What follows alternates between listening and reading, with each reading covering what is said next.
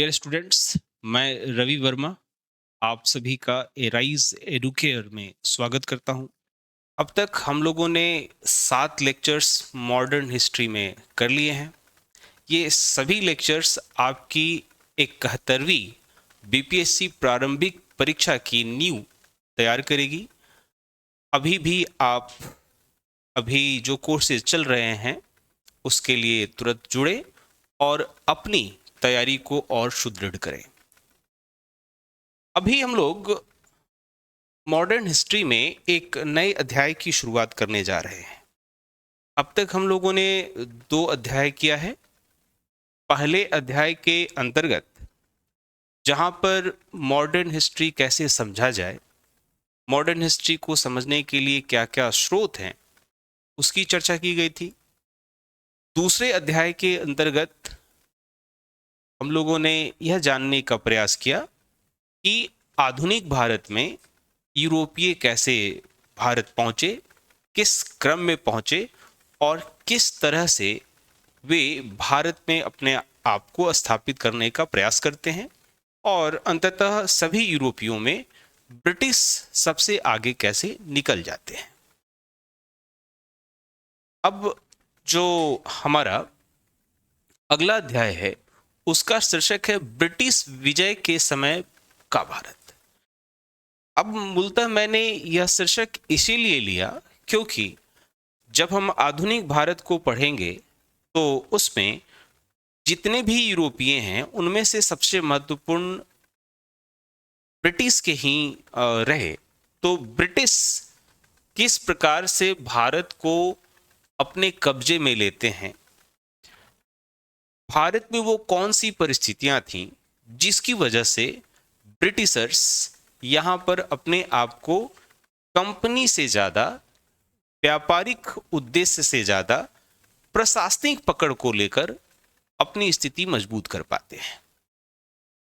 पाठ के बीच बीच में हम लोग यह कोशिश करेंगे, यदि कोई नया जुड़ा हो तो थोड़ी पीछे की बातों को भी दोहराया जाए। हालांकि मैं बहुत ज़्यादा समय उस पर नहीं दूंगा।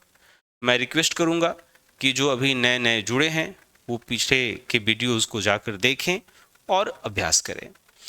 इस अध्याय से हम लोगों ने एक और नया प्रयास किया है और यह नया प्रयास यह है कि हर लेक्चर के एंड में हमने जो कुछ महत्वपूर्ण प्रश्न या तो किसी भी लोक सेवा आयोग के प्रीलिम्स में पूछे गए हों या मेंस में पूछे गए हों या संघ लोक सेवा आयोग में कोई प्रश्न पूछे गए हों, खास करके इस लेक्चर से, तो मैंने कोशिश किया है कि उसका भी साथ में डिस्कशन किया जाए। जहां कहीं मानचित्र का उपयोग किया जा सकता है, हालांकि मानचित्र के प्रयोग को लेकर पिछले अध्याय में भी हमने काफी प्रयोग किए थे, लेकिन अब थोड़ी अच्छे से और सुसंगठित तरीके से हमने प्रयास किया है इस अध्याय के बाद कि सभी अध्यायों में ऐसा प्रयास किया जाए।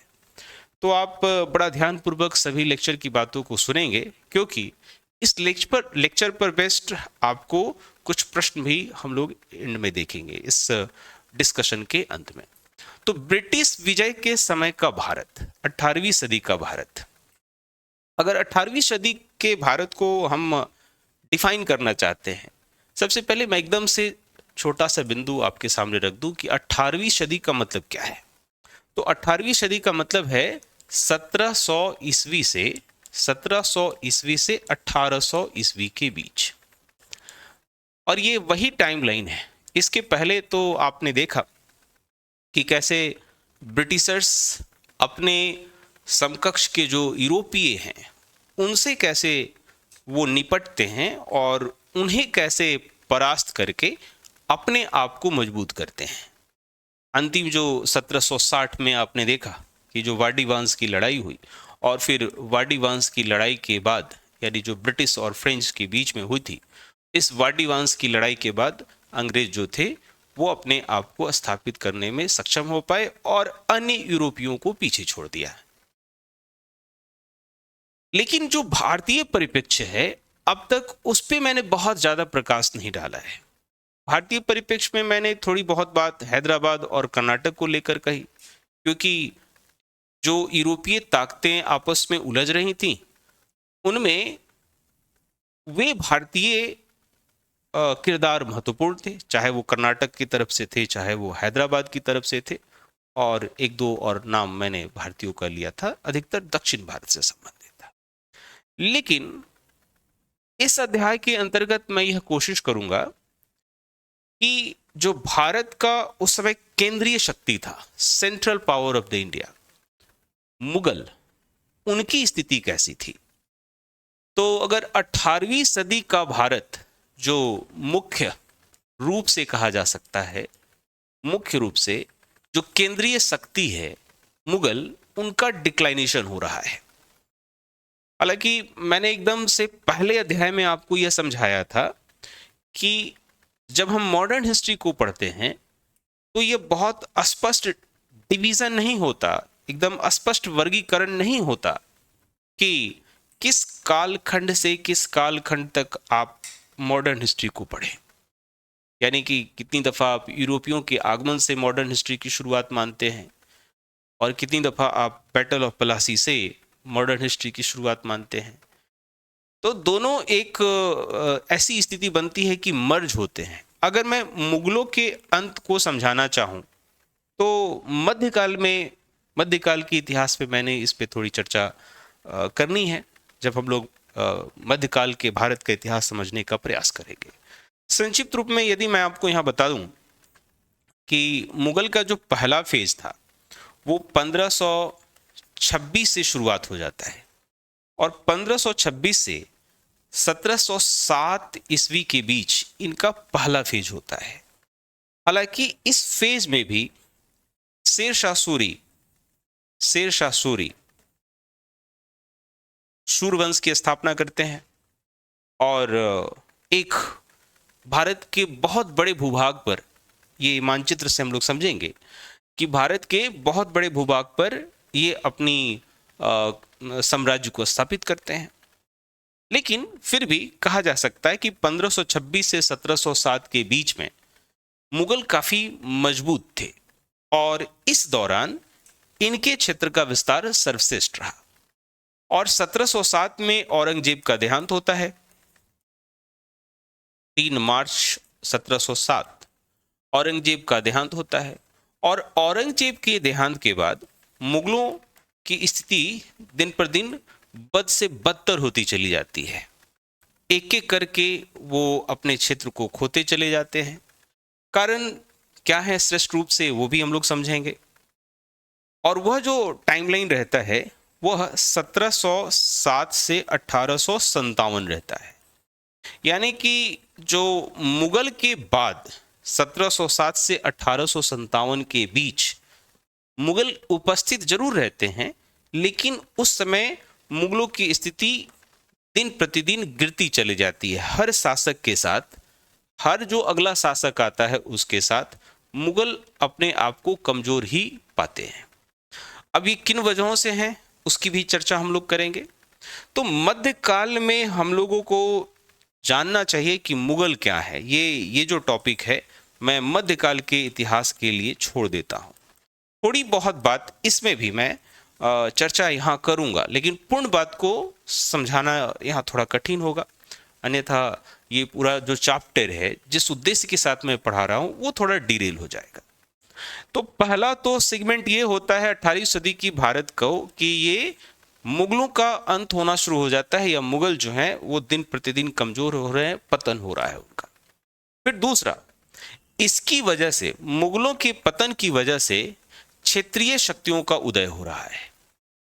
क्षेत्रीय शक्तियों को यूं समझिए कि जिस समय मुगल केंद्रीय शक्ति थे तो उनके ही अंतर्गत ये क्षेत्रीय शक्तियां काम करती थी। लेकिन मुगलों की कुछ नीतियां, उस समय के कुछ राजनीतिक हालात, उस समय के कुछ समय के अनुसार जो परिवर्तन हो रहे होते हैं, उनकी वजह से उनके ही अंतर्गत, यानी मुगलों के अंदर काम करने वाले जो सबऑर्डिनेट्स हैं, सरदार हैं, गवर्नर हैं, राज्यपाल हैं, वो सभी अपने आप को एक एक करके स्वतंत्र शासक के रूप में घोषित करना शुरू करते हैं और अपने आप को एक क्षेत्रीय शासक बनाते हैं। यहां पर एक समझ बात और बनानी है कि ये जो क्षेत्रीय शक्तियां हैं उनके उदाहरण को लेकर मैंने बंगाल, मैसूर, मराठा, सिंध, पंजाब या अवध, पंजाब या सिख कह लीजिए या पंजाब कह लीजिए, ये क्षेत्र, तो ये सभी क्षेत्रीय शक्तियां उदय होती हैं।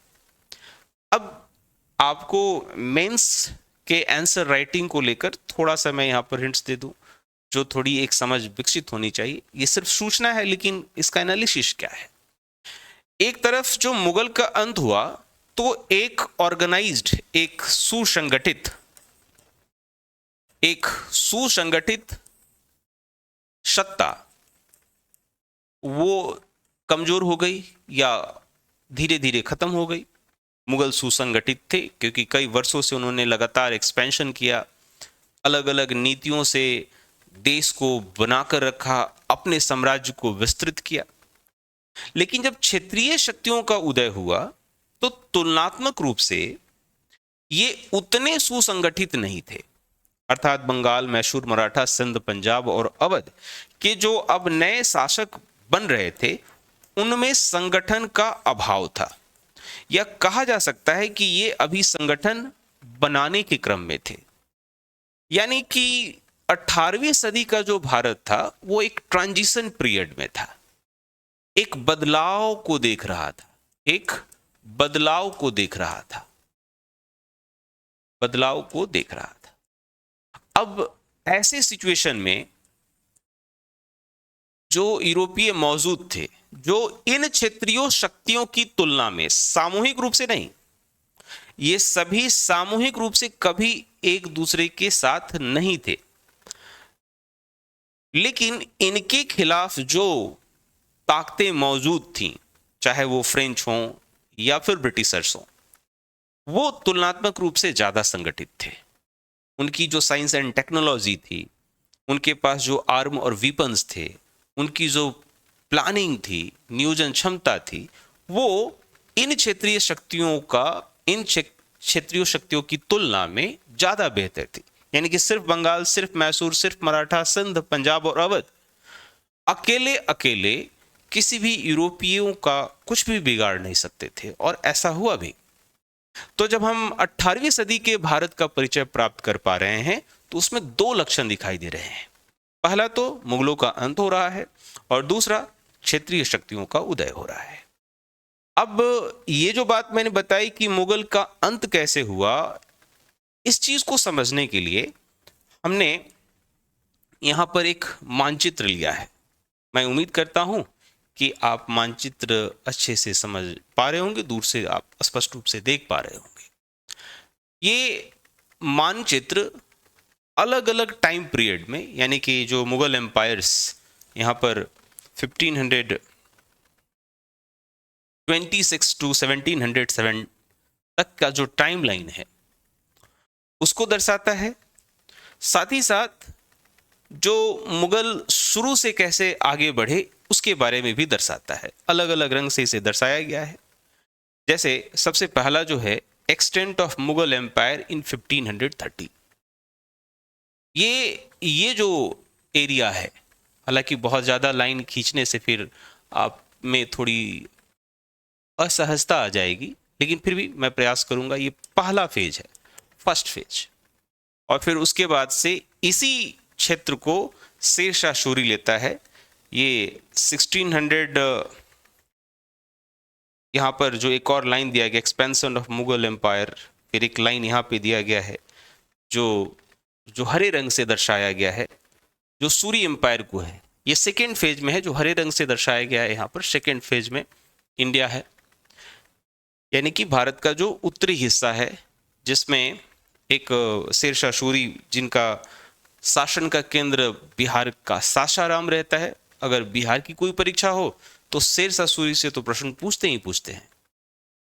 तो शेरशाह सूरी का एक्सटेंशन आपने देखा। मूलतः हमें यह समझना है, जो 18वीं सदी का भारत है उस समय तक की जो सबसे पावरफुल सत्ता थी वो कहां तक थी। तो अब आप यहां पर देखें, ये एरिया छोड़ दें, अगर ये एरिया छोड़ दें, यानी कि ये मैंने थोड़ा सा और कुछ हद तक अन्य भी कोई छोटे छोटे जगह रह हो सकते हैं। बाकी सभी पे 1707 तक मुगलों का अधिकार था। मुगल जो हैं औरंगजेब के नेतृत्व में अपने आप, या कह सकते हैं कि जो मुगलों की सीमा थी वो सर्वश्रेष्ठतम स्वरूप में थी। औरंगजेब के बारे में कहा भी जाता है कि वो सभी मुगलों में बिल्कुल अलग थे।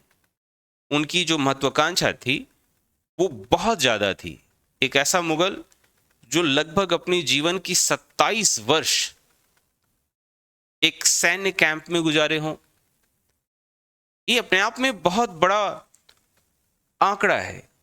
तो 1707 के बाद मुगल डिक्लाइन करते हैं और कहां तक पहुंचते हैं उसे मैं समझाने के लिए 1857 का एक लेता हूं, यानी कि जो मैंने एक टाइमलाइन बताया कि जो दूसरा फेज है मुगलों का, जिसमें 1707 के बाद शुरू होता है और 1857। कहने को मुगल बने रहते हैं, लेकिन 1857 तक की राजनीतिक हालात में भारत में मुगल नगण्य हो जाते हैं। और मुगलों की स्थिति अब आप यहां पर देखें,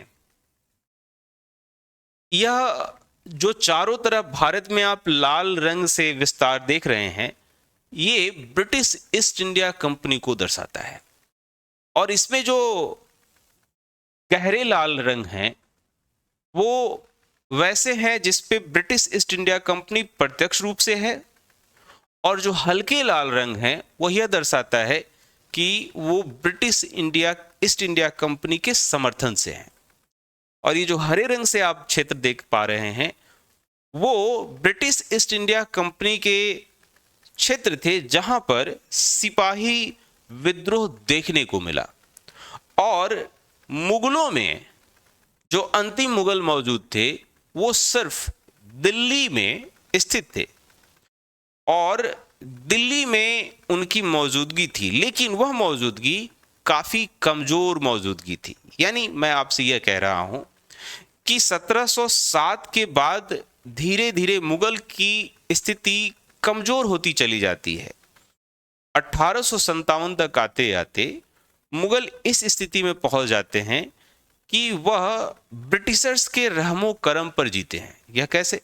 बहुत सारी नीतियां अंग्रेज अपनाते हैं जिनकी वजह से वो एक एक करके सभी भारतीय राजाओं को कमजोर कर देते हैं। उन सभी बातों को हम लोग इस लेक्चर में डिस्कस तो नहीं करेंगे, लेकिन आने वाले लेक्चर्स में इस पे हम लोग जरूर बात करेंगे। ब्रिटिशर्स की साम्राज्यवादी नीति क्या है, मैंने पहले लेक्चर पे इस बात पे बात किया है। मैं एक बार फिर से आपको रिक्वेस्ट करूंगा कि जो पहला लेक्चर है उसे आप जरूर देखें। पहले लेक्चर में मैंने पूरे मॉडर्न हिस्ट्री की पृष्ठभूमि पर बातचीत की थी। तो आने वाले चैप्टर्स में क्या पढ़ना है उसके विषय वस्तु से भी आप अवगत हो पाएंगे। तो मैं यह बता रहा था कि वर्ष दर वर्ष जितने भारतीय राजा थे वो उनकी जो ताकत थी वो धीरे धीरे छिन्न होती चली गई, कमजोर होती चली गई। और मुगल जो थे वह तो अंत में एक पेंशनर बनकर रह गए थे। यानी कि 1757 बैटल ऑफ प्लासी, फिर 64 बक्सर का युद्ध, और उसके बाद मुगल जो है इलाहाबाद की संधि 1765 की जो इलाहाबाद की संधि थी, उसके बाद मुगल जो है वो ब्रिटिशर्स के पेंशनर बनकर रह गए।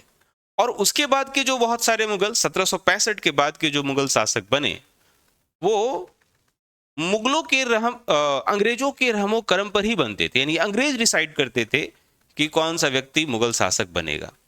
एक तरीके से शासक या साम्राज्य के, मुगल साम्राज्य के रिप्रेजेंटेटिव के रूप में एक वो पपेट ही थे। उनकी अपनी वजूद कुछ नहीं थी, ना ही वो कोई एडमिनिस्ट्रेटिव रिफॉर्म कर सकते थे, उनके पास अपनी कोई सैन्य क्षमता नहीं थी, उनका कोई इकोनॉमिक वजूद नहीं था, इकोनॉमिक एक्सपेंशन का कोई उम्मीद नहीं था। इन सभी पर्सपेक्टिव पर ब्रिटिशर्स ने कब्जा जमाए रखा था। अगर इकोनॉमिक एक्सपेंशन होना भी था तो ब्रिटिश ईस्ट इंडिया कंपनी का हो रहा था। अगर कुछ एडमिनिस्ट्रेटिव रिफॉर्म होना भी था या एडमिनिस्ट्रेटिव चेंज होना था जिससे किसी को फायदा हो सके, वो ब्रिटिश ईस्ट इंडिया कंपनी का हो रहा था। कुल मिलाकर देखा जाए तो ये जो मुगलों का अंत होना शुरू हुआ और क्षेत्रीय शक्तियों का उदय होना शुरू हुआ, इस परिवर्तन काल में ब्रिटिशर्स ने काफी फायदा उठाया और भारत को एक एक करके अपने कब्जे में ले लिया। यही भारत था जो 18वीं सदी में शुरुआत हुआ।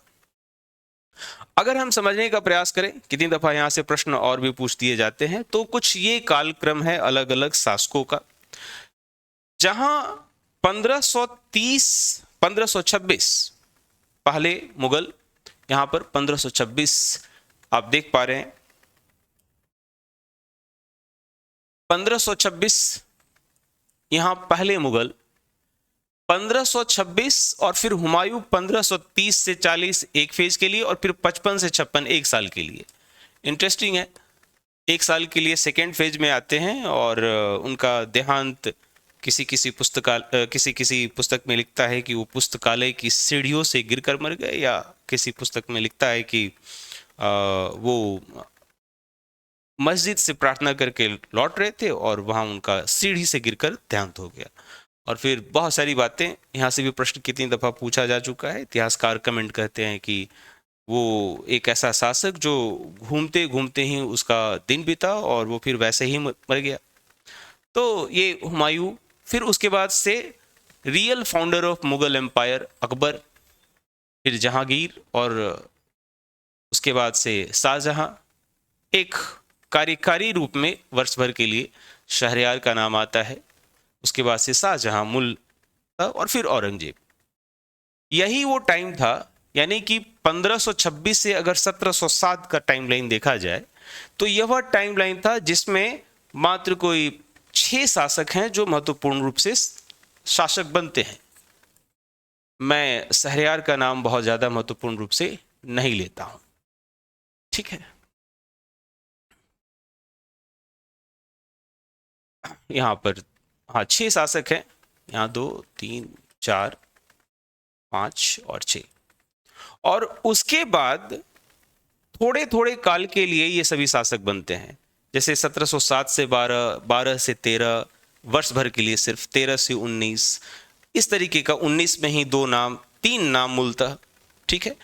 और ये एक टाइमलाइन देखकर आपको पता चलेगा कि मुगल में अब अस्थायित्व का भाव जो है वह नहीं है। लेकिन और अंदर जाकर कहानी आप देखिएगा तो शासक के शासन करने की अवधि ज्यादा नहीं है, कोई मायने नहीं था, बल्कि ये शासक काफी कमजोर थे। किसी मुगल शासक को घृणित कायर कहा जाएगा, किसी मुगल शासक को रंगीला बादशाह कहा जाएगा, किसी मुगल बादशाह को मराठों का पपेट कहा जाएगा, किसी मुगल शासक को अंग्रेजों का पपेट कहा जाएगा। अपने द्वारा कोई भी ऐसा निर्णय इन सबों ने नहीं लिया।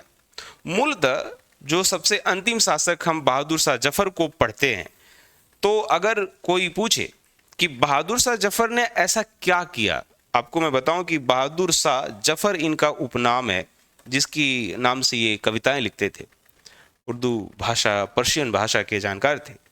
तो बहादुर शाह जफर की एक एडमिनिस्ट्रेटर के रूप में, एक शासक के रूप में क्या कोई निर्णय जो हम याद कर सके, तो कोई नाम नहीं आ सकता। कोई भी ऐसे घटनाक्रम को आप नहीं बता सकते हैं। मूलतः इन सभी शासकों में से कुछ चयनित नाम हैं जो कुछ कुछ आपसे पूछे जाते रहे हैं प्रतियोगी परीक्षाओं में, जैसे अकबर द्वितीय। अकबर द्वितीय नाम इसलिए पूछे जाते हैं क्योंकि इनसे प्रश्न पूछा जाता है राजा राम मोहन राय को जोड़कर। इन्होंने राजा राम मोहन राय को राजा की उपाधि दी थी। इन्हीं के समय में सती प्रथा जो है खत्म हुआ था। हालांकि विलियम बेंटिंग का नाम ज्यादा आता है, अकबर द्वितीय का तो वो भी नहीं आता। तो कुल मिलाकर देखा जाए तो 1707 के बाद के जो शासक बने वो बेहद कमजोर थे, और इनके दौरान 2-3 बातें हुई। एक तो भारत में पहले ही से मौजूद यूरोपीय, खास करके ब्रिटिशर्स, जो भारतीय राजनीति में परिवर्तन हो रहा था उसका लाभ वो अपने तरफ ले जा रहे हैं। और दूसरा परिवर्तन यह हुआ, अगर आप कह सकते हैं दूसरा कुछ और, तो इनके समय में 2 बड़े आक्रमण हुए जिससे भारत की राजनीतिक और आर्थिक हालात पर काफी असर पड़ा। उनमें से एक नादिर शाह का आक्रमण और दूसरा अहमद शाह अब्दाली का आक्रमण। नादिर शाह ने भारत से 25-30 करोड़ रुपए जो उन्होंने मौद्रिक रूप में लूट कर ले गए प्रत्यक्ष रूप से, और उसके साथ साथ लूटा जिसकी कोई कीमत ही नहीं है, जैसे कोहिनूर हीरा, तख्ते ताउस, मयूर सिंहासन जैसे। लेकिन उससे भी ज्यादा चोट उन्होंने पहुंचाया कि एक संगठन या जो एक मुगल सत्ता थी वो है या नहीं है, उसके ऊपर उन्होंने एक प्रश्न चिन्ह छोड़ दिया। बहुत सारे घटनाक्रम, कुछ घटनाक्रमों की चर्चा हम लोग यहाँ करेंगे। फिर जो दूसरा सबसे महत्वपूर्ण आक्रमण रहा वह था अहमद शाह अब्दाली का। अहमद शाह अब्दाली नादिर शाह का ही कहा जा सकता है कि रिप्रेजेंटेटिव, यानी कि नादिर शाह के बाद, यानी नादिर शाह का देहांत 1747 में हुआ और उसके बाद जो वो शासक बना, और जब वह भारत आया तो तकरीबन 6 बार उसने आक्रमण किए। किसी किसी पाठ्य पुस्तक में आपको 7वां आक्रमण भी दिखता है, लेकिन वो काफी सीमित है। मैं मूलतः भारत पर 6 आक्रमण ही देखता हूं, और इस 6 आक्रमण से जो थोड़ी बहुत बची हुई बातें थी उसको उसने नेस्तनाबूद कर दिया। और भारत में सिर्फ मुगल ही नहीं बल्कि अन्य जो शासक थे उनकी मौजूदगी को भी उसने प्रश्न चिन्ह वाचक लगा दिया, या कहा जा सकता है कि उनके वजूद पर भी प्रश्न लगा दिया। हर तरह से भारत इस समय टूट रहा था, लेकिन बन कौन रहा था? ब्रिटिशर्स। बन कौन रहे थे? वैसे जो ब्रिटिशर्स के साथ में थे। हालांकि दीर्घकाल में वह भी मजबूत नहीं रहे। दीर्घकाल में सिर्फ और सिर्फ आधुनिक भारत के इतिहास में कोई आर्थिक रूप से, एडमिनिस्ट्रेटिव रूप से कोई मजबूत हो पाया तो वो ब्रिटिशर्स। यानी कि यदि मैं आपको कहूं कि ये सभी पृष्ठभूमि मैं क्यों समझा रहा हूं, तो यह पृष्ठभूमि पे चर्चा हम लोग इसीलिए कर रहे हैं ताकि आने वाले समय में जब हम लोग ब्रिटिशर्स के एक्सपेंशन को पढ़ें, भारत में किन परिस्थितियों में वो मजबूत हुए, तो वो थोड़ा सहज हो जाए। एक समअप करने के लिए कि आखिर मुगल कमजोर कैसे हुए, तो मुगलों के कमजोर होने का जो सबसे बड़ा कारण है वो कोई एक नहीं था। मतलब अगर कोई आपसे पूछे कि सबसे बड़ा कारण क्या है, तो कोई एक कारण तो नहीं था। मुगल बहुत वजहों से कमजोर हुए। तो कुछ कारणों को मैंने यहां पर लिख रखा है। इन्हीं को ध्यान में रखकर मैं फिर आगे के टॉपिक्स पर बढ़ूंगा, आगे के स्लाइड्स पर बढ़ूंगा। बहरहाल मैं थोड़ी बहुत इस पर चर्चा कर लूं। जैसे कि जो सबसे पहला दुर्बल शासक, इस पॉइंट को समझते हैं। दुर्बल शासक का मतलब यह हुआ कि जो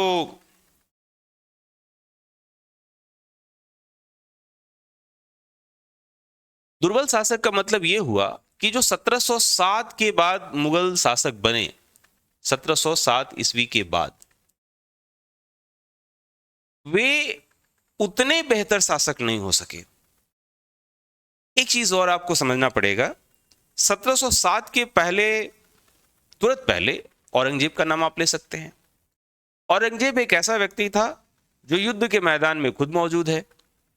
वो पूरी सैन्य कार्रवाई का खुद से नियंत्रण कर रहा है। औरंगजेब को चलता फिरता पीर कहा जाता था, यानी कि जो उसने रूल या लॉ बनाए, उस रूल या लॉ को वो खुद नहीं तोड़ता था। उसके रहते रहते उसके साम्राज्य के खिलाफ कोई आंख भी नहीं उठा सकता था। यानी जो एक बड़े साम्राज्य को चलाने के लिए एक व्यक्तित्व जो होनी चाहिए, वह व्यक्तित्व औरंगजेब के पास था। इसके पहले के शासकों में भी कुछ ऐसी बात थी, जैसे अकबर की तुलना आप कर सकते हैं, अकबर के बारे में चर्चा कर सकते हैं। अकबर ने अलग अलग तरीके की नीतियों को अपनाकर भारत में अपने आप को मजबूत किया था, चाहे वो धार्मिक नीति हो, चाहे वो राजपूत शासकों के लिए राजपूत नीति चलाता हो, या फिर उसने जो यहाँ के सामाजिक सामंजस्य को बनाने की बात कही हो, साथ ही साथ सेना को मजबूत करने की बात कही हो। बहुत सारे ऐसे कदम थे जिसकी वजह से अकबर अपने साम्राज्य को मजबूती देने में सफल हो पाया। याद कीजिए, जिस समय मैं पुर्तगालियों की चर्चा कर रहा था, पुर्तगालियों को ऐसा लगा कि अकबर थोड़ा धर्मनिष्ठ है, सभी धर्मों को सुन सकता है, तो बहुत सारे रिप्रेजेंटेटिव को भेजा जो क्रिश्चियनिटी को प्रमोट कर रहे थे। अकबर सबकी सुनता है, लेकिन वो कभी भी क्रिश्चियनिटी को प्रमोट करने का काम नहीं करता है। तो ये 1707 के बाद के जो शासक हुए उतने निर्णय लेने वाले नहीं हुए, दुर्बल शासक हुए, और इनकी दुर्बलता का ही फायदा उठाकर जो इनके सबऑर्डिनेट्स थे, जो इनके अंदर काम करने वाले लोग थे, गवर्नर थे, राज्यपाल थे, अलग अलग जगहों के जो रिप्रेजेंटेटिव थे मुगल के, उन्होंने अपने आप को स्वतंत्र करना शुरू कर दिया। और अगर शासक में इतनी मजबूती होती तो यदि किसी ने टूट करने की बात कही तो उसे दंडित करता। कोई ऐसे उदाहरण देखने को मिलते नहीं है। साथ ही साथ जो मुगलों के कमजोर होने का जो महत्वपूर्ण बात यह रहा कि इनके समय में दो बहुत बड़े आक्रमण हुए। एक तो मैंने अभी चर्चा किया नादिर शाह का, इस पे डिटेल हम लोग आगे की टॉपिक पे आगे इसी लेक्चर में आगे कवर करेंगे, तो यहाँ पर मैं बस नाम लिखकर आगे बढ़ूंगा।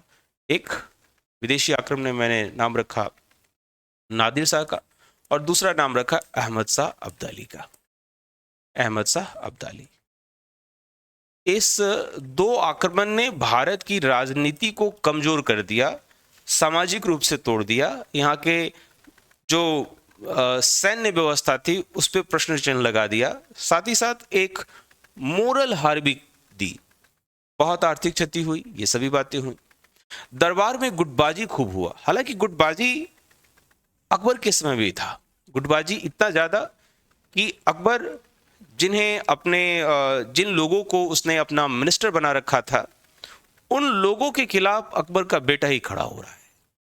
याद कीजिए, मैंने थोड़ी पृष्ठभूमि पिछले लेक्चर्स में कभी बताया कि पुर्तगालियों का अकबर एक अलग तरीके से देख रहा है पुर्तगालियों को, तो दूसरी तरफ अकबर का बेटा सलीम, जो बाद में जहांगीर के रूप में शासक बनता है, वो पुर्तगालियों को एक दूसरे दृष्टि से देखता है। तो दरबार में गुटबाजी तो थी, लेकिन अकबर के रहते रहते उसका बेटा उसके ऊपर हावी ना हो सका, उठापटक हुआ। अगर आगे जाकर देखें तो औरंगजेब भी सत्ता की प्राप्ति अपने भाई को मारकर ही प्राप्त किया, उसने भी गुटबाजी ही बनाई होगी। लेकिन 1707 के बाद की स्थिति बिल्कुल अलग थी। जो सत्ता में बैठा हुआ व्यक्ति है और जो अन्य ग्रुप का रिप्रेजेंटेटिव है, उसके बीच इतनी ज्यादा खाई है, इतना ज्यादा अनियंत्रण की स्थिति है कि ये गुट सत्ता के लिए एक निर्णायक स्वरूप में आया। कितनी दफा सत्ता, अब इसका उदाहरण ये मिल सकता है आपको, मैं बता दूं कि एक मुगल शासक की हत्या गुट ने कर दी। इससे ज्यादा क्या ही हो सकता है। दरबार में गुटबाजी काफी अनियंत्रित थी। धार्मिक कारण, हालांकि अगर मैं कहूं कि इतने सारे कारण हैं, लेकिन सबसे ज्यादा महत्वपूर्ण कारण कौन हो सकता है, कोई एक, तो उसमें से धार्मिक कारण है। औरंगजेब की जो धार्मिक नीति थी, हालांकि आंकड़े थोड़े अलग भी हो सकते हैं, हालांकि औरंगजेब की जो धार्मिक नीति थी उसकी वजह से जो सरदार हैं, जो इसके रिप्रेजेंटेटिव हैं, वो थोड़े नाखुश नजर आते हैं। और औरंगजेब की ही धार्मिक नीति की वजह से सरदारों को संभवतः मुगल नेतृत्व के अंदर घुटन मौजूद शुरू हो जाता है, और जैसे ही उन्हें मौका मिलता है वैसे ही अपने आप को स्वतंत्र कर लेते हैं। तो धार्मिक कारण से जुड़ा हुआ ही अगला कारण हो सकता है मुगल सरदारों का नैतिक पतन। नैतिक पतन का मतलब यह हुआ कि यदि आप किसी संगठन में जुड़े हुए हैं, आप किसी संगठन से वेतन प्राप्त करते हैं, तो आपकी यह नैतिक जिम्मेवारी होती है कि उस संगठन को मजबूत करें। लेकिन जो औरंगजेब के बाद के जो सरदार रहे, उन्होंने इस मामले में बिल्कुल गलत उदाहरण दिया, या फिर अलग ढंग से उदाहरण दिया, और उनके निर्णय के पीछे का भी तर्क था, क्योंकि उन्हें अब मुगलों की जो नेतृत्व थी उसके अंदर वो सम्मान प्राप्त नहीं हो पा रहा है, या फिर जो अधिक लोग थे उनका रिप्रेजेंटेशन नहीं मिल पा रहा है या फिर अपनी धार्मिक जो स्वतंत्रता है वो प्राप्त नहीं हो पा रही है। तो बहुत सारे ऐसे कारण मिल सकते हैं जिसकी वजह से मुगल सरदारों का नैतिक पतन हुआ और जो एक अकाउंटेबिलिटी होती है, जिम्मेवारी होती है सत्ता के श्रेष्ठतम स्वरूप के प्रति, यानी जो व्यक्ति शासक है उसके प्रति, वह थोड़ा कम नजर आता है। सैन्य दुर्बलता, मैंने बार बार कहा कि ये जो आक्रमण हुए, और अगर आक्रमण में आप मुंह की खाते हैं इसका मतलब ही होता है कि आप सैन्य रूप से कमजोर थे। अगर आप ये मजबूत होते तो इनके आक्रमण का आप जवाब देते। तो यहां पर सैन्य दुर्बलता स्पष्ट रूप से दिखती है। आर्थिक कारण की शुरुआत आप औरंगजेब से भी जोड़कर देख सकते हैं। औरंगजेब के अंदर एक सनक जैसी चीज थी कि वह किसी भी हाल में चाहता है कि दक्षिण भारत तक अपने आप को विस्तार कर ले। कितनी दफा जो क्षेत्रीय विस्तार है वो मानचित्र पर तो दिखता है कि अमुक शासक के समय में यह क्षेत्र इतना विस्तार को प्राप्त कर लिया, तो संभवतः यह शासक बहुत महत्वपूर्ण रहा। लेकिन एक दूसरा पक्ष यह भी होता है कि इस विस्तार में जो खर्चे हुए और उसके बदले में जो प्राप्ति होनी चाहिए थी वह नहीं थी।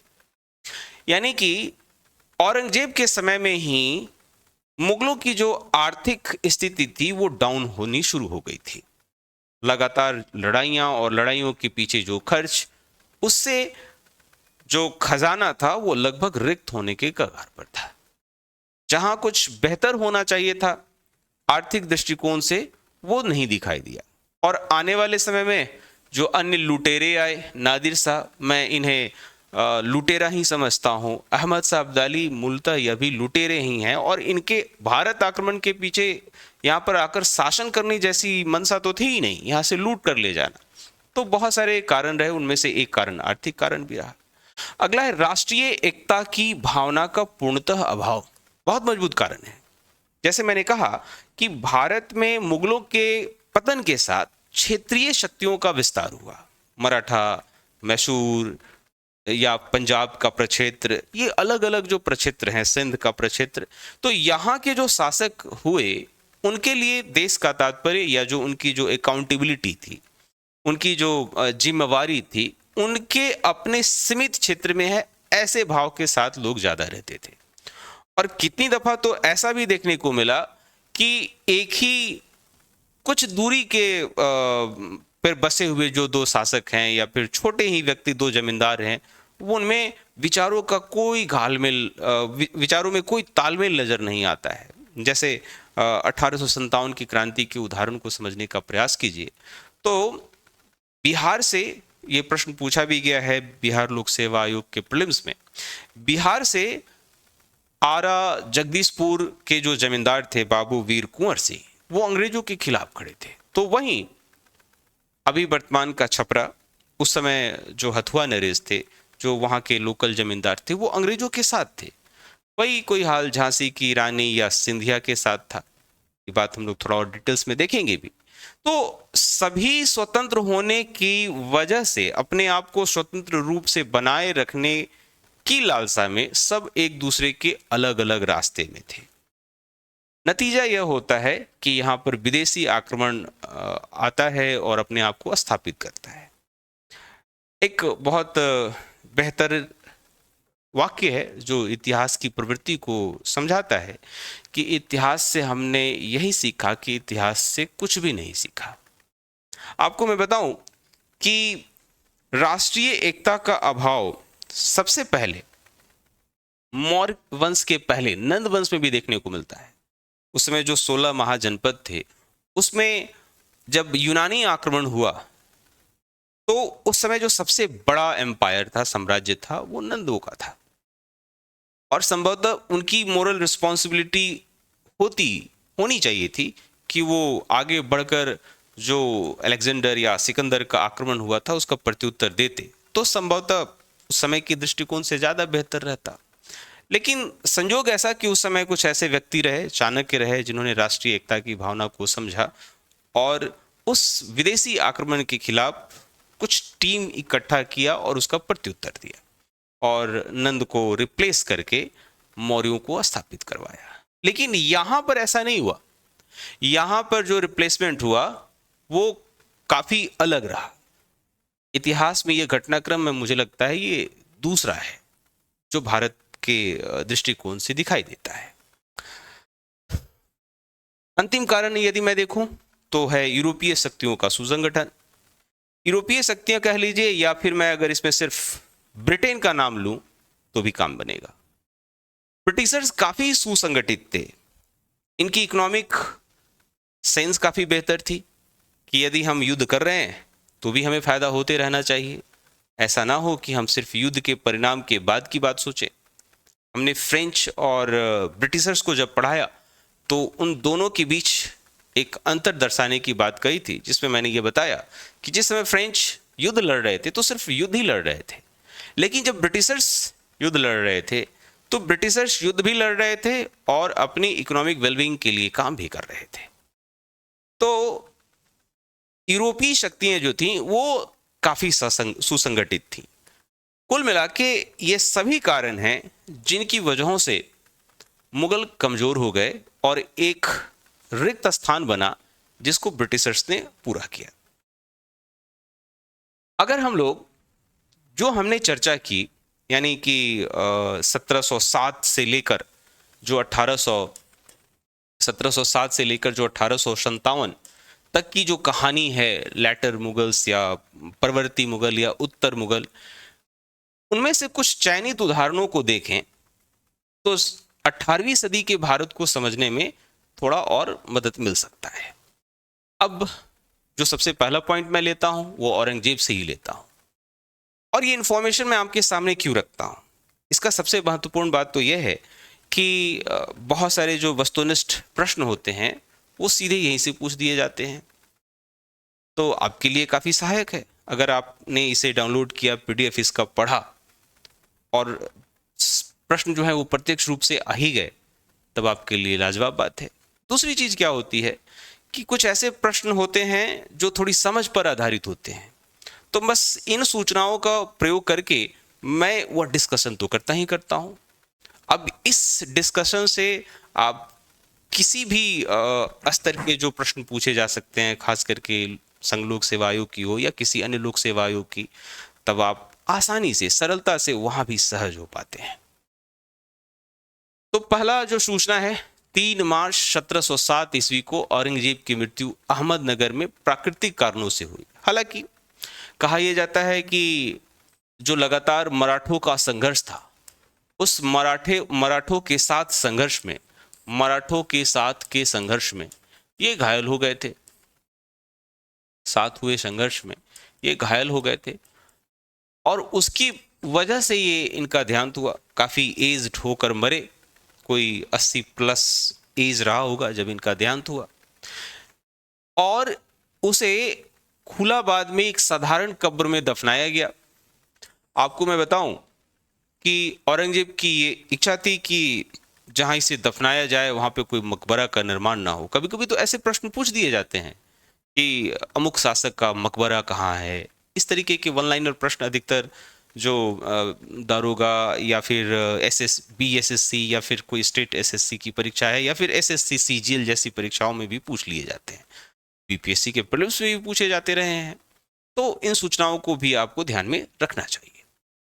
औरंगजेब के देहांत के समय मुगल साम्राज्य का विस्तार अपने सर्वश्रेष्ठतम स्वरूप में था, यानी 1707 तक। इसकी चर्चा तो मैं बार बार कर चुका हूं। 1707 ईस्वी तक मुगल सल्तनत 21 प्रांतों में बटा हुआ था। हम लोगों ने इसे भारत के मानचित्र पर देखा और देखा ये कि दक्षिण का कुछ हिस्सा, अभी वर्तमान में देखा जाए तो तमिलनाडु का कुछ हिस्सा केरल, कर्नाटक का थोड़ा हिस्सा छोड़ दिया जाए तो अधिकतर हिस्सा पर मुगलों की पकड़ थी। और ये विस्तार जो है वो पूरे उत्तर भारत तक नजर आती है, या यूं कह लीजिए पाकिस्तान या अफगानिस्तान का जो कुछ हिस्सा है वहां तक नजर आता है। अब अगर मैं इसे बांटूं 21 प्रांतों को, तो एक अफगानिस्तान पड़ता है जो सिंध है उस इलाका, 14 उत्तर भारत में और 6 दक्षिण भारत में। थोड़ी डिटेल अगर आप जानना चाहते हैं तो आप स्पेक्ट्रम की बुक उठाएं, वहां पर आप पा सकते हैं, या फिर विपिन चंद्रा की पुस्तक में भी दिया हुआ है कि कौन कौन से वो प्रांत हैं। मैंने एक जानकारी के लिए बता दिया कि 21 प्रांतों का ये विभाजन था। 6 दक्षिण भारत से, 14 उत्तर भारत से और 1 अफगानिस्तान। ठीक है, आगे बढ़ते हैं। औरंगजेब के देहांत के बाद उत्तराधिकार का संघर्ष शुरू हो जाता है। यह संघर्ष औरंगजेब के 3 पुत्रों में होता है। औरंगजेब के 5 पुत्र होते हैं, 5 पुत्र, और ये 5 में से जो 2 हैं, औरंगजेब के ही जीवन काल में इनकी मृत्यु हो जाती है। बहुत ज़्यादा कोई इनका योगदान भारत के इतिहास में नहीं है, तो हम लोग इसे नहीं पढ़ते हैं, आगे बढ़ जाते हैं। तो औरंगजेब के जो बचे हुए 3 पुत्र थे, मुअज्जम, आजम और कामबख्श। मुअज्जम, आजम और कामबख्श। तो अब यहां से सत्ता का संघर्ष शुरू होता है। औरंगजेब खुद भी सत्ता प्राप्ति को लेकर वो संघर्ष करते हैं, अपने बड़े भाई दारा शिकोह को मारते हैं और उसके बाद वो सत्ता में आते हैं। संभवतः उसके औरंगजेब के बाद यही सिलसिला शुरू हुआ। ये तीनों औरंगजेब के जीवन काल में अलग अलग प्रांतों के गवर्नर थे, या फिर कह सकते हैं उसके रिप्रेजेंटेटिव थे। मुअज्जम काबुल का गवर्नर, पोजीशन देख लीजिए, काबुल। आजम गुजरात का गवर्नर और कामबख्श बीजापुर, दक्षिण भारत। और औरंगजेब का जो देहांत होता है वो अहमदनगर में होता है। अहमदनगर, ये भी गुजरात में। अब हुआ क्या कि जिस समय औरंगजेब का देहांत हुआ तो उसके सबसे नजदीक आजम था। तो आजम गुजरात पहुंच जाता है, आजम वहीं का गवर्नर ही है, पहुंचता है और औरंगजेब की अंत्येष्टि की जाती है और वहीं पर उसने अपने आप को शासक घोषित कर दिया। लेकिन यह जो अपने आप को शासक घोषित किया, इस पर ना ही मुअज्जम ना ही कामबख्श राजी होता है। मार्च में औरंगजेब का देहांत, आजम ने अपने आप को शासक घोषित किया और दूसरी तरफ आगरा पहुंचकर काबुल से मुअज्जम ने अपने आप को शासक घोषित किया। यानी कि यह एक ऐसा समय रहता है जिस समय एक ही सत्ता के 2 शासक दोनों एक दूसरे को नेग्लेक्ट करते हैं। और कहानी में ट्विस्ट तब आता है जब ये एक दूसरे के सामने आते हैं, और जो सामने आते हैं इतिहासकार उसे जजाऊ की लड़ाई कहते हैं, जो आगरा के निकट है। जजाऊ की लड़ाई 18 जून 1707 ईस्वी में होती है, मुअज्जम और आजम के बीच। और इस युद्ध में आजम अपने पुत्रों समेत मारा जाता है। आजम के 2 पुत्र होते हैं, आजम के 2 पुत्र। अब आजम भी खत्म, उसके पुत्र भी खत्म, तो उसकी तरफ से कोई रिप्रेजेंटेशन बचा नहीं। मुअज्जम अपने आप को बहादुर शाह के नाम से 20 जून 1707 को, 18 जून में शुरू हुआ लड़ाई, 20 जून में को शासक बनता है। अब यहां पर थोड़ी बात मैं आपको बता दूं कि बहादुर शाह के नाम से ये अपने आप को शासक कहता है, वही मुअज्जम बहादुर शाह बन जाता है। बाद में इतिहासकार इसे बहादुर शाह प्रथम का नाम दे देते हैं, क्योंकि बहादुर शाह के नाम से अंतिम शासक, यानी जो परवर्ती शासक की शुरुआत हुई, परवर्ती शासन या उत्तरकालीन जो मुगल बने, वो बहादुर शाह से शुरू होकर बहादुर शाह पर ही खत्म हो जाता है। बहादुर शाह प्रथम से शुरू होता है, बहादुर शाह द्वितीय पर यह खत्म हो जाता है। ठीक है, तो यहां तक के मामले तो स्पष्ट हैं। हाँ, बहादुर शाह प्रथम ही शासक बना रहे, इस पे मुहर कब लगता है? जनवरी 1709 में बीजापुर में एक लड़ाई होती है। 1707 के जून से लगातार ऐसा मामला है कि कामबख्श नेग्लेक्ट करता रहता है। हो सकता है कि कामबख्श अपने एरिया का जो रेवेन्यू है वो आगरा तक नहीं देता होगा। तो धीरे धीरे ये सिचुएशन ऐसा बनता है कि कामबख्श जो है वो भी चुनौती देता है, और इस उत्तराधिकार के युद्ध में कामबख्श के मारे जाने के साथ ही बहादुर शाह प्रथम मुगलों का रिप्रेजेंटेटिव बना रहेगा, ये सिद्ध हो जाता है। यहां तक का मामला मैं समझता हूं कि बहुत सरल है, आप समझ गए होंगे। लेकिन जो आगे के जो प्रवर्ती मुगल शासक रहे, सूची तो काफी लंबी है।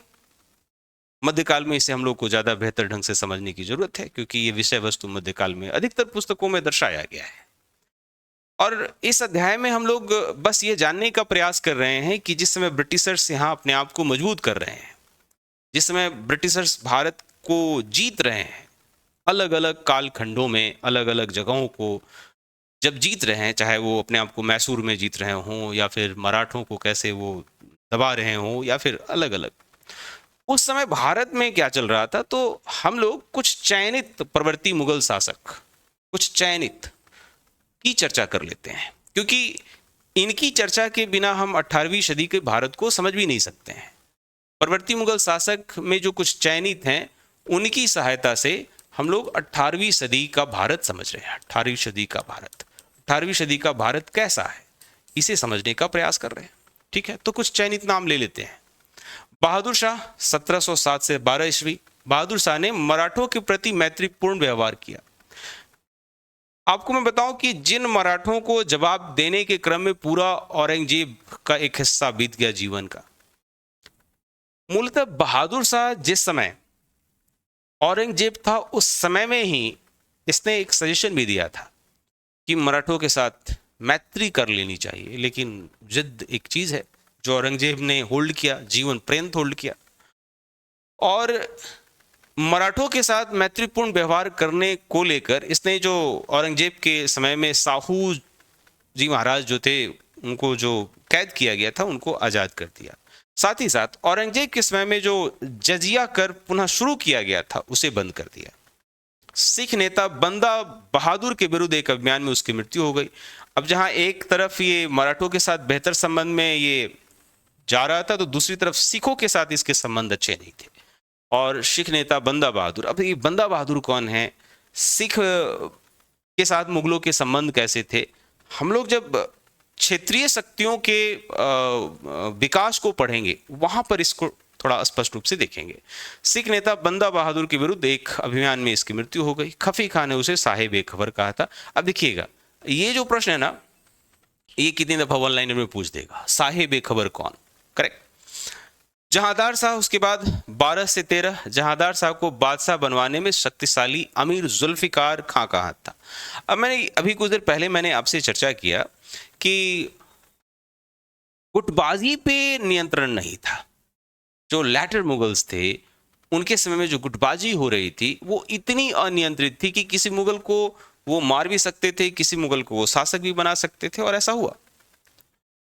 जहांदार ने आमेर के शासक सवाई जय सिंह को मिर्जा तथा मारवाड़ के राजा अजीत सिंह को महाराजा की उपाधि दी। जहांदार शाह को लंपट मूर्ख कहा गया।